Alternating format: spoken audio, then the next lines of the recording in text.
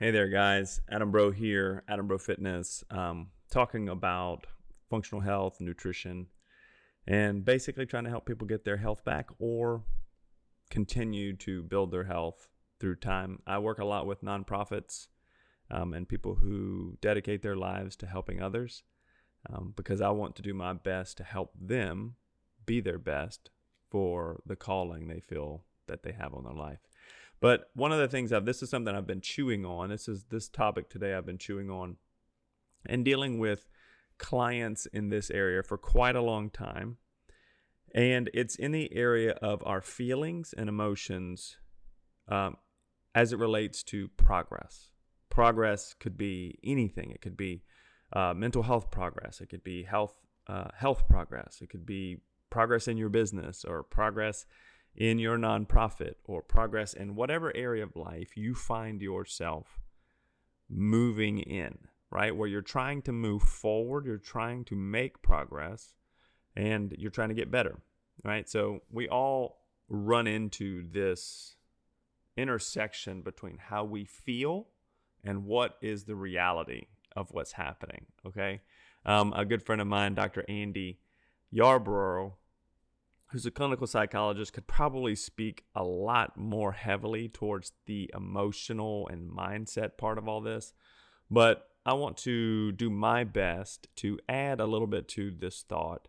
I've been musing over it a little while. I've been working with people for many years now, helping them to either realize their physical potential or simply get to a place where they can start to feel better and maybe see noticeable change in either their physique or how they feel on a day-to-day basis. And that can happen in a lot of different ways.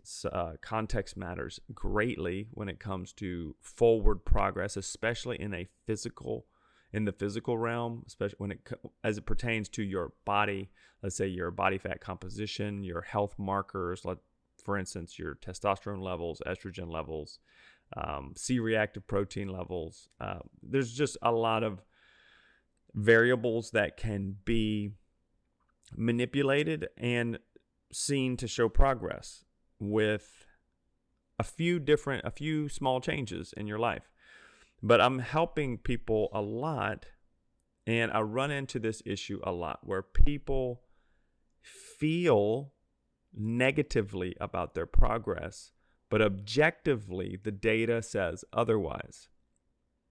And I feel like this is something that many of us, especially in the social media world we find ourselves in, where many things are driven by emotion, and we live in a time in our culture where emotions or feelings can supplant reality in some ways, where it's like, I saw Ricky Gervais. You may not like Ricky Gervais or whatever.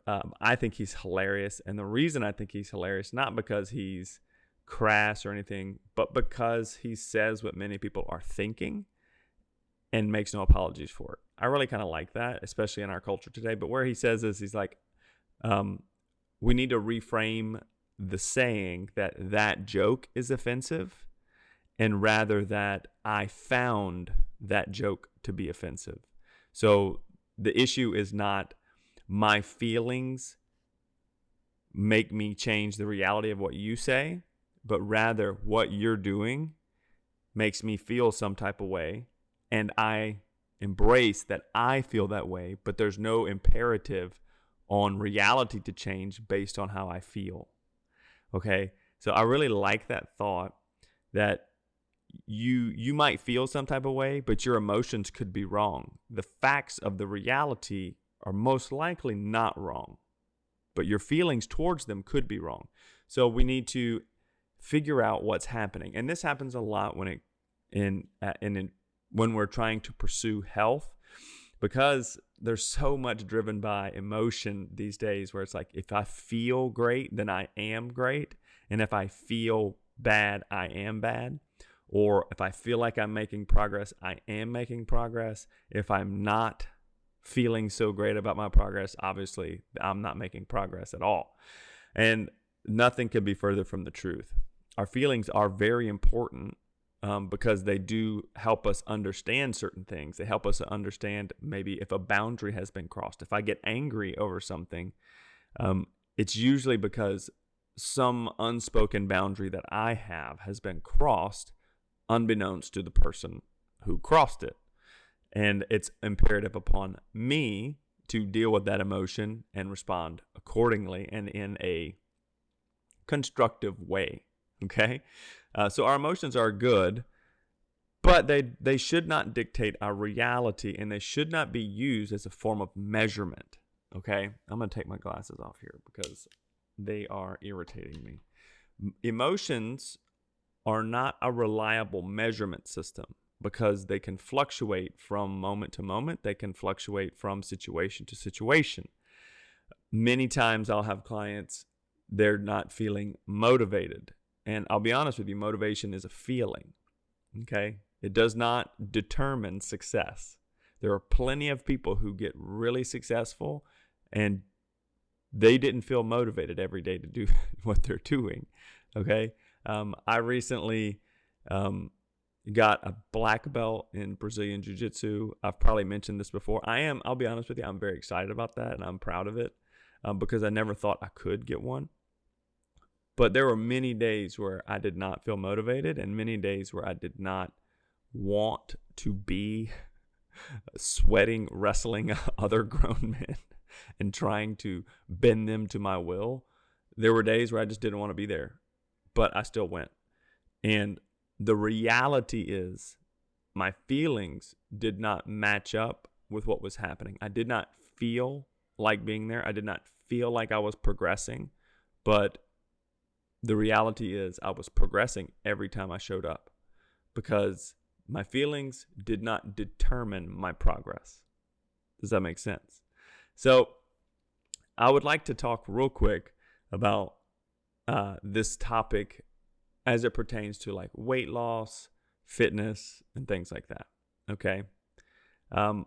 Many people, they get really discouraged quickly over, let's say, the scale or how they feel when they wake up, or after they've eaten, they get a little bloated and all of a sudden all their work means nothing. But unless a data point can be measured, it should not factor into the equation. If you, like for many people, they will use the scale as a predictor of success. Okay. The scale is, my relationship to gravity determines my worth, is how many people view the scale. And nothing could be further from the truth. There are so many variables that go into the scale moving up or down that it cannot be used. One day's weight cannot be used on its own as a determinant of success. It has to be taken into account with many other things. Let's say you weigh yourself every day and you take an average and you compare averages from week to week. That's one way to use data in your favor and not get all emotional about the scale from day to day.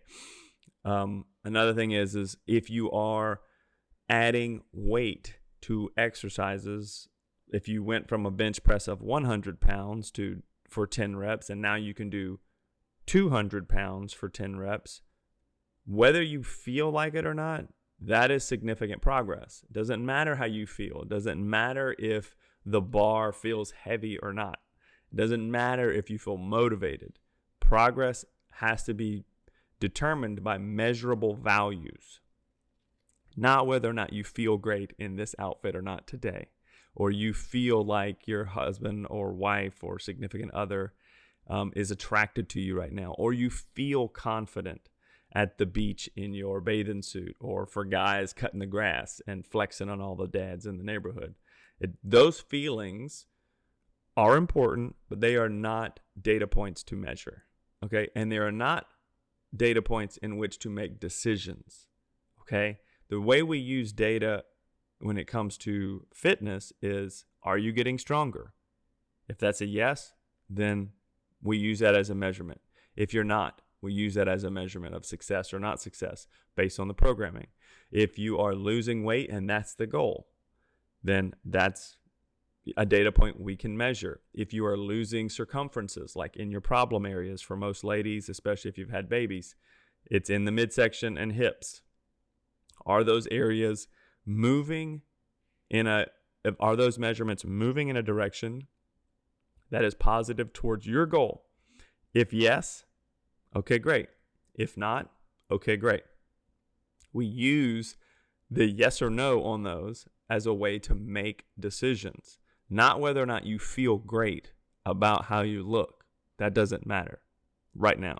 Because at the end of the day, I've told somebody the other day, they just started working with me, and they had some real questions about if I thought that their current situation, if they lost enough weight, would they have extra skin left over?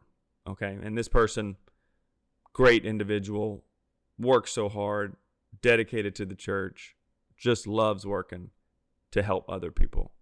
And I told them there is a possibility, but I will tell you this. I have had abs for many years, and what they do is change absolutely nothing. The work still has to be done. Progress still has to be made. Your habits still have to be in place. Okay? Getting to a specific place where you think you might feel some type of way about your situation, like if I can get to where I look good in this bathing suit, then I'll be happy. Or if I get to abs as a guy, then I know that I'll be happy. Your feelings will not change much depending on either of those situations. They will not change. What will change is how much are you motivated? How much are you securing your habits in place? How determined are you to do the work that is required? And are you measuring things that matter? And when you get to a certain place, the only thing that matters is progress in a specific direction. If you're trying to get stronger, are you adding weight to the bar? Are you adding reps to a previous amount of weight? Are you just getting stronger? That is measurable. If you're not getting stronger and you're trying to, use that data point to make decisions about your programming, not how you feel in the gym. There was recently a study done where it was reviewed. A guy named Menno Henselmans, who I am certified through, extremely intelligent, great communicator, and he's very unemotional. He's just one of these guys. He's just he has emotions, obviously, but he just doesn't allow his emotions to get carried away. And there was a study done where he talks about, he goes over it in his social media, where a group of ladies were sleep deprived, and I'm reading it so that I get it right. Were sleep deprived. Unsurprisingly, the sleep restriction made their workouts feel much more difficult and also impaired their quality and quantity of the workout, okay, slightly. So they were able to do a little bit less work, all right? But as measured by movement velocity and load, there was a little change. However, the magnitude of those changes was completely different than how they felt. So the sleep deprivation made the workouts feel much harder than normal. But how much they were actually able to perform was negligibly impacted. So with this one study, you might think that that's dumb, but I think it shows very quickly that how I feel things are going is not necessarily the reality of how things are. Okay? So let me encourage you. If you are in your fitness journey, or you're in maybe a mental health journey, and you are just trying to make progress, how you feel on the day or the moment is important, must be recognized and validated to some extent, but it should not be used to determine whether or not you are going in the right direction or not. I have been training a long time, and the only way that I've ever been able to know if I'm making progress is through objective measurement, not how I felt about my bench press that day or how much I felt about the squat. And I've allowed myself, unfortunately, to let my feelings determine how I'm going to train, or how I feel about a certain exercise determines whether or not I'm going to do it or not whether I get progress out of it, or I get stronger, or I get bigger, if that's the goal. And I have, to my detriment, taken some of those exercises out because of how I felt about them, and later realized that was a mistake. I used my feelings as a measuring rod rather than objective data. Okay. Same thing when it comes to mental health. Maybe you are trying to move forward and you are finding that you still are getting, stuck in these areas. Maybe it's you're getting overwhelmed, you're having anxiety, and you're having maybe some depressive moments. The feeling in the moment is not the measurement of success or not success. I would say how often those things are coming, that's something that can be measured. How often are you having these moments where you're maybe overwhelmed or incapacitated? The space between them, the magnitude of those feelings can be a form of measurement, but not the feeling itself. The feeling itself is not something you can measure. You're going to always have emotions. You're always going to have chances to get angry. You're going to have chances to have anxiety. You're going to have chances to be depressed or upset about something, but you can also have moments of laughter and happiness. We just tend to remember the ones that are the most negative. But having it is not the same, having it does not say whether I'm healthy or not. How I deal with it absolutely does. How often I have these moments? Yes. Time length, time frame matters. The magnitude of those situations matters. And I would say the consequences of those. So for many times, people who maybe have panic attacks, if you have a major panic attack, it can take a day or two to recover from that. And if you are the type of person who regularly battles with panic attacks, and you start realizing, oh, I'm having fewer.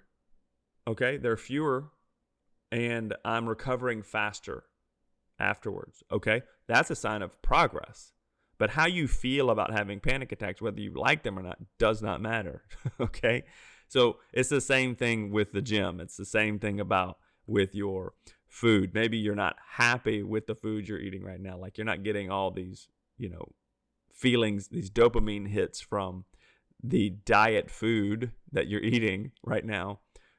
But it doesn't matter how you feel about it. What matters is it moving you towards your goal? Because at the end of the day, progress is the only goal.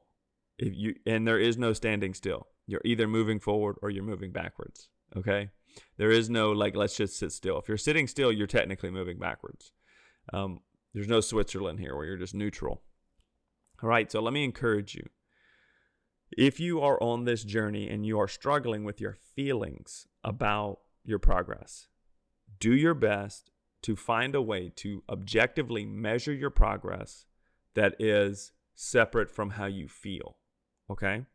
Not whether or not you feel confident in certain clothes or those things. Those things are good and those things are nice to have, but they're also fleeting and they are also situational. And it also depends on, for instance, a bathing suit. If a bathing suit's cut a certain way for a lady, it could be a lot less flattering than if it's cut another way. So it might not be your figure that's the problem. It could be the cut of the bathing suit. It could be the choice of bathing suit. It could be a lot of different factors, okay? So let's find a way to measure objectively how we are progressing rather than using our feelings. Your feelings are important, but they are not reality. And your feelings should not determine your reality, whether you are moving the right way in life or not. It should be something that you recognize, something you validate, and you look at as an observer, where you step back and you look at, okay, why am I feeling this way? But don't make decisions based on your feelings. Make decisions based on data, especially if it's going to come down to things like your health, your weight, things that are going to be measured. Your health is going to be measured at the doctor's office. Your health is going to be measured, in vials and tubes. They're going to be looking at certain numbers to measure your health. They're not going to say, how do you feel about these blood tests?